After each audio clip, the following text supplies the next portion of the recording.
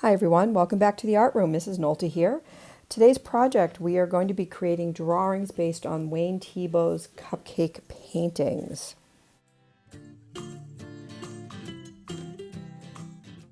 Here I'm showing you a single little cupcake by Wayne Thiebaud. This beautiful little painting uses bright colors for its shadows, not just grays and blacks. He did this and he called it halination when he would kind of outline his subject matter so that it glowed or popped a little bit off the paper. We're going to do a series of 3 cupcakes today, and we're going to address the halination or the glowing around the cupcake. So let's see what we need to get started. So in the style of Wayne Thiebaud, who we all know had been a cartoonist, illustrator, and commercial artist at the beginning of his career, he did a lot of outlining with his objects. We're going to be doing a series of 3 cupcakes. We're going to start at the top, and what I'm going to do is, what I'm finding is if I start from the top and I work my way down, this works well for me for my spacing. You can do it a different way, but I'm going to start with my 3 cherries first, which I'm going to draw at the top of my page, and I'm going to try to see if they're fairly equally spaced. And I need to give it enough room so I can make pretty good sized cupcakes. Once my 3 circles are down for my cherries, I am going to start on my first cupcake where I'm going to draw the frosting, and these are going to be oval shapes. In this project, we want to keep our shapes very simple. We don't need a lot of details, just very simple shapes. So I have 3 ovals, and then I'm going to draw the bottom of my cupcake. So I have 2 parallel lines coming down.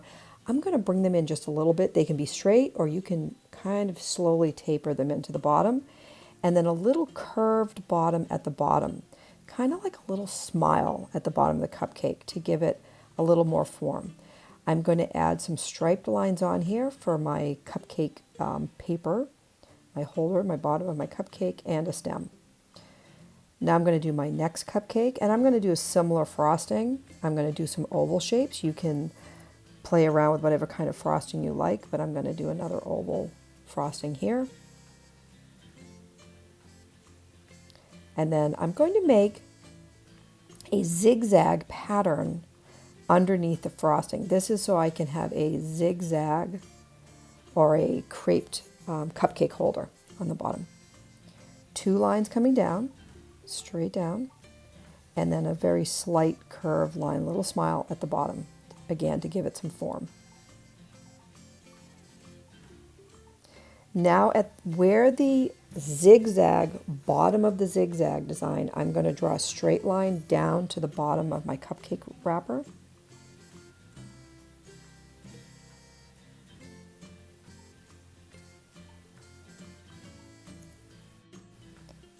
Okay, so I'm finishing up my lines. I need to straighten this one out. I didn't like where it was, so I'm being picky. I'm going to straighten this line out.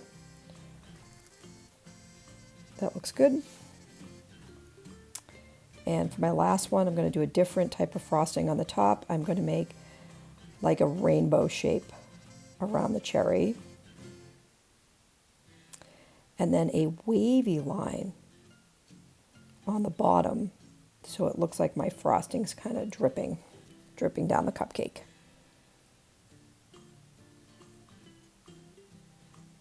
Going to add a stem and the bottom of the cupcake wrapper, 2 parallel lines coming down and a little smile line at the bottom to give it form. We can add a few lines for the cupcake wrapper.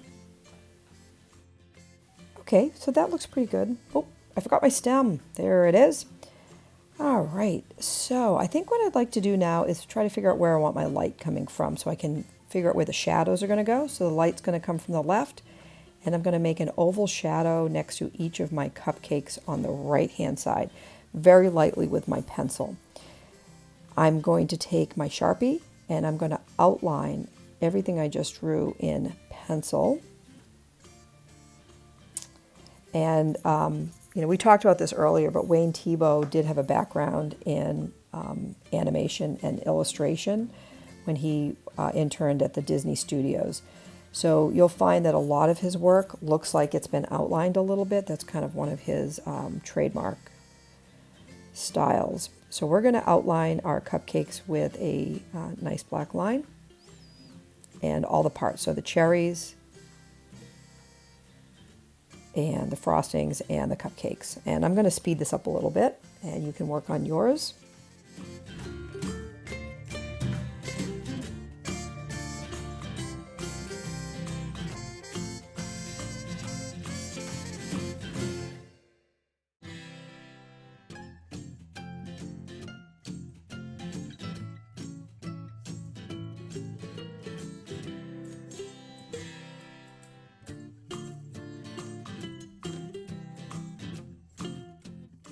Wayne is also known for keeping his backgrounds very, very simple.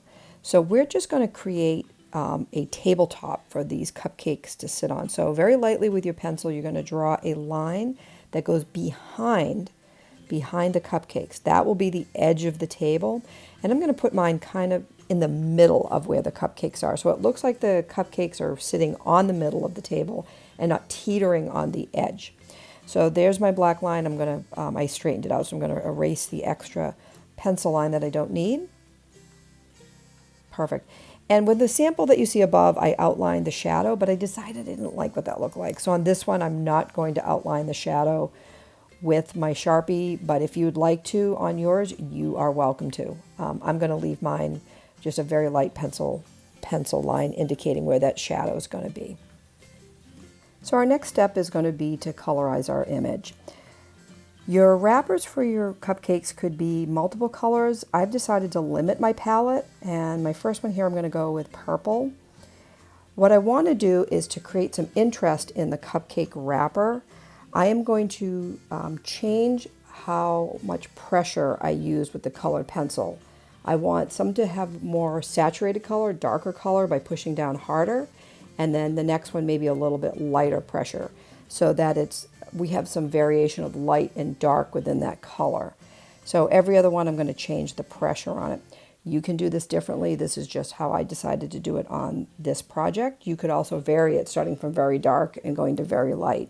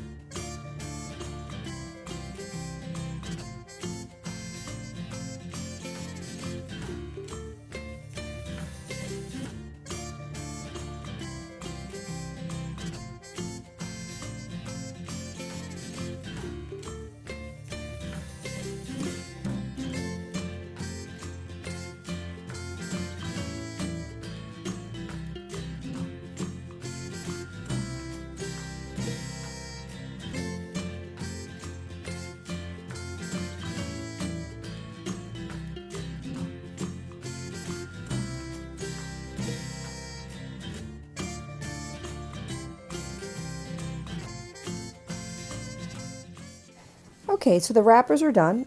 Next I want to go up to the cherries, and I want to add a highlight to the cherry so that it has some form to it, like a little shiny spot in it. So on each cherry, I'm going to draw a square or a rectangle shape on the same side on each cherry. So my light is coming from the top left corner. I'm going to make sure I don't color in that little square. I'm going to leave it white. And this is going to help to give it a little highlight or to make it look a little more 3D. And then I'm just going to carefully color in the cherry. I love drawing little highlights. I think that looks fun. There we go. So my cherries are colored in. And then I need to color in the stems.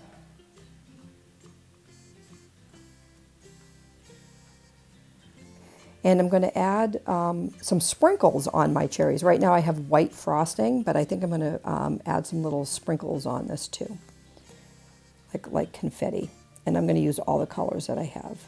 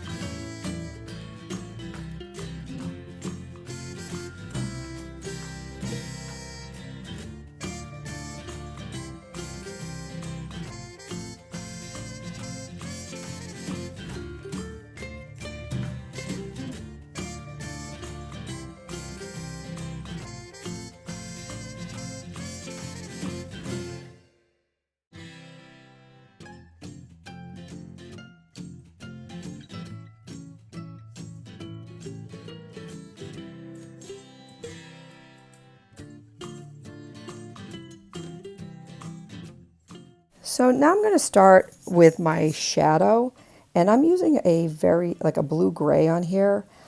It transfers on this image as looking very gray, but it's a bluish gray. One of the tricks is when we draw the shadow, we're going to keep the shadow lines kind of going the same direction. So I'm going to make them horizontal on my paper so that the lines are going out from the cupcake, not up and down, but out left to right from the cupcake. And there's going to be my shadow. I'm going to bring a little bit of a shadow forward, and I wish it didn't look so gray. It really was a blue-gray, but it's too gray. Then I'm going to color in the table, and I'm going to add another blue to the tabletop, kind of like a teal color that I'm going to blend over it. And again, I'm keeping my stroke pretty consistently going the same direction. I'm going to go from left to right, and I'm going to gently color this in. I'm not putting a lot of pressure. I'm doing this fast, and I'm doing it very lightly.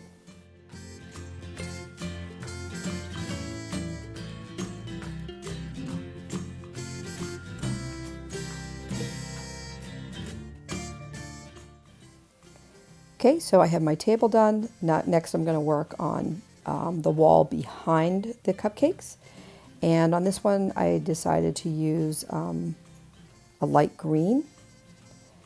And instead of going the same direction that I went with the tabletop, I'm actually going to do it a little bit more diagonal to cause a little contrast between what the table is and what the wall is. And again, very light pressure. You could even do this with a crayon. You don't have to use a colored pencil. You could do this whole project with a crayon if you'd like. And I'm going to do a very light pressure, just to give it a little background color. Nothing too bright. Wayne liked to make his subjects very bright, very saturated in color, and his backgrounds almost white. They just kind of sat back, or they disappeared behind the objects. Okay, so I got my background finished. When you just watch the video, I did not draw that fast. I did speed the video up, so don't be like, hey, wow, that was amazing. That was really fast. I definitely don't draw that fast. So my background's done. I think I have one more thing I'd like to do with this is I still want to add a little more shadow to my frosting. And I'm going to go back and use some blue, the blue that I was hoping that my table shadow looked, which it did not look. I'm using a blue, a little bit brighter blue than I used before. And again, my shadow is on the right-hand side of my cupcakes. It needs to be in the same spot that the table shadow is. And I'm very, very lightly on the right side. I'm going to add a little bit of light blue on the side, very, very lightly with my pencil. This will add that gorgeous pop of color in my shadow. I'm going to do this cupcake too. Super light. There we go. So don't forget when you finish up to sign your name and send me a picture. I can't wait to see what you guys do. It's been great making this video. I love Wayne Thiebaud. You can see some more of his work online.